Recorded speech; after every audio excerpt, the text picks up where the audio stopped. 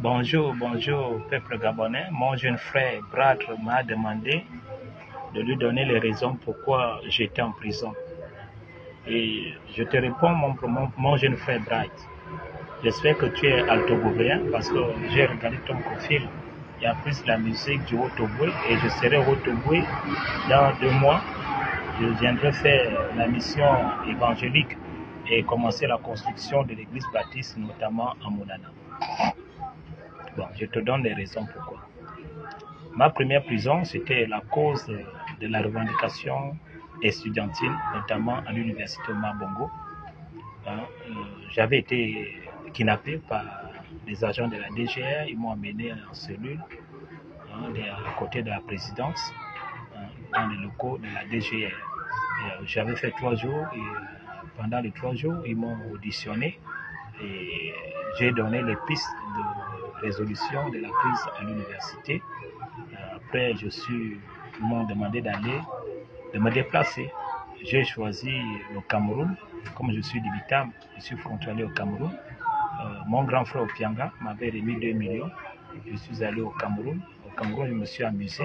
Quand je rentre au Gabon, j'ai eu un malentendu avec les agents de la frontière, les gendarmes de la frontière mouyokière. On a eu affaire à se chauffer un peu avec mon frère John Sena.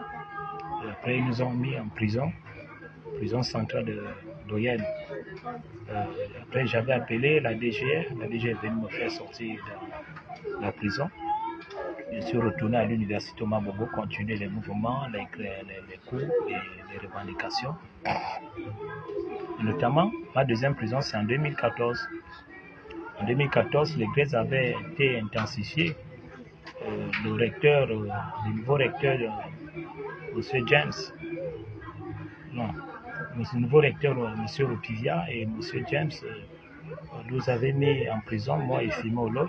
On avait fait 6 mois, 2014-2015, quand il y avait eu aussi les émeutes à Rio, la mort du feu étudiant en Moulboka en 2014-2015. J'étais sorti par la pression de la communauté internationale, des relations diplomatiques, parce que les relations diplomatiques avaient déjà commencé à négocier avec le gouvernement gabonais pour me libérer. D'où le gouvernement gabonais me traitait de fou. Et le gouvernement gabonais disait que je n'étais pas étudiant. D'où la mutuelle, notamment nouvellement élu, M. Ndobam Nicolas, il était président de la mutuelle, élu démocratiquement, avait fait sortir ma photo d'identification estudiantine, c'est-à-dire ma carte, ma pièce d'identité, parce que quand on s'inscrit à l'université, il y a ta pièce, il y a ton identité qui reste. Quand ils ont fait sortir ma pièce, ils ont montré ma pièce aux diplomates. Et c'est là où les diplomates ont trouvé le gouvernement gabonais menteur. Ils ont trouvé le gouvernement gabonais menteur, d'où ils ont donné aussi la pression au gouvernement gabonais de me libérer. Et les étudiants aussi avaient fait la pression, notamment les étudiants du campus.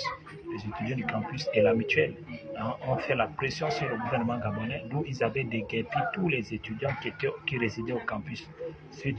Mon jeune frère, si tu viens à l'université, tu vas remarquer que le campus a été bien amélioré, perfectionné, parce qu'on avait déguerpi les étudiants en 2014-2015, surtout en 2015, parce que j'étais sorti en 2015, janvier 2015. Donc c'est là où ils ont fait sortir les étudiants des campus, parce que c'était le centre de la résistance. C'était le centre de la résistance. Et c'est comme ça que j'étais sorti de prison et je n'avais pas été condamné. Mais Olo, celui qui était avec moi, Simon Olo, avait été condamné 6 mois avec sursis. On avait d'abord fait 6 mois, après il a été condamné 6 mois avec sursis. Mais les agents étaient venus, ils étaient venus me dire que j'étais déjà à la ligne rouge. Ligne rouge veut dire si on me voyait encore dans les mouvements, il devait Pianga m'avait dit ça, il devait m'enlever, porter disparu et m'assassiner. Parce qu'ils m'avaient déjà mis en ligne rouge. Donc ce sont les raisons que je te donne pourquoi j'avais été enfermé. Mais la prison centrale d'Oyen, les Bateke m'avaient torturé. La prison centrale de Libreville, les Bateke m'avaient torturé. Ils m'avaient torturé sans raison, sans cause. Ils viennent me prendre, ils me disent qu'ils me torturent parce que je suis fort. C'est là où je leur ai posé la question, est-ce que c'est moi qui ai demandé à Dieu m'envoyer naître femme et Dieu vous a envoyé naître Bateke ou Bilabla?